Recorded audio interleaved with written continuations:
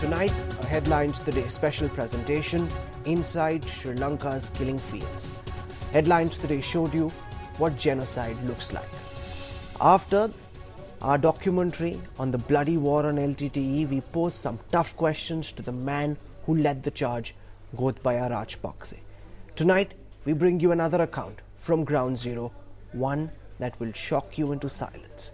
Headlines Today correspondent Priyamvada is the first and only international journalist to travel deep inside the jungles of Vanni, the former stronghold of the Tamil Tigers. Undercover and at great personal risk, she travelled to Vanni to unravel facts behind the claims and counterclaims made by both sides. Here's her chilling account.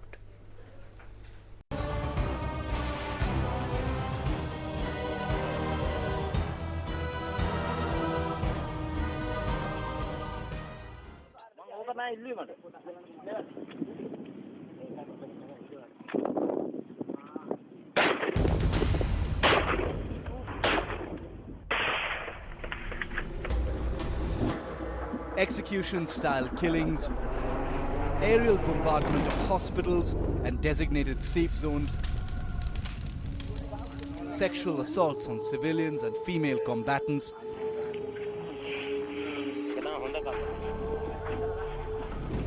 use of chemical weapons, cluster bombs, denial of medical aid to injured civilians, illegal incarceration without charges.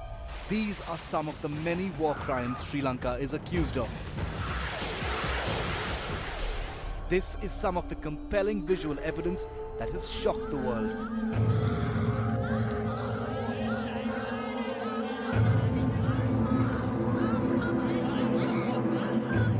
I am not saying that not a single civilian casualty, but what I am saying, the numbers you are talking about are very small.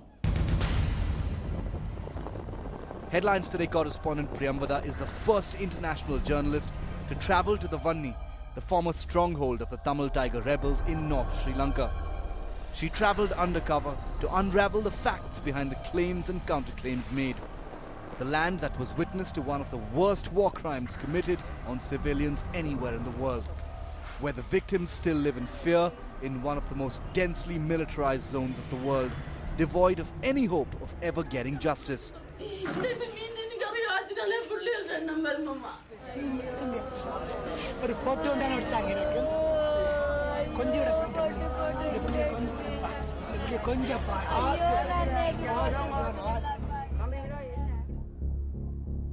The United Nations says over 40,000 people were killed during the last stages of the 30-year civil war that ended in May 2009 with a full military victory for the Sri Lankan army. Non-governmental sources put that figure at over 1.5 lakh.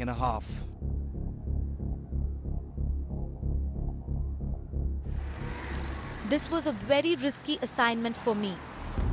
Journalists are not allowed on the island without a J visa. I was breaking a law, but this was the only way for me to go if I wanted to know the truth. We're at the Jaffna bus station. It's usually safer to commute through a bus, and that's how me and Ashok traveled from Colombo to Jaffna, which is almost 450 kilometers. But definitely it's also a high security area. I'm at the A9 road here, which connects Jaffna and Kilinochchi. This is a very, very crucial road, and this area was completely tense during 2009 when the war was at its peak. As you can see towards my right, these are the areas completely in control of LTTE, and to the other side of it was under the control of military. To dodge the heavy military presence here, I went on a motorcycle across the Vanni region. The army has built major military cantonments across the Vanni on land mostly forcefully acquired from the local Tamil population in what has been recognized in some quarters as the core of the Tamil homeland. We are at Kilinochchi now, which was once the headquarters of the LTTE. Civilians are describing their heart-wrenching tales during the peak of the war. From aerial attacks to harassment of women, war crimes were innumerable in this land. I could sense fear and insecurity among the local Tamil population. Very few people I approached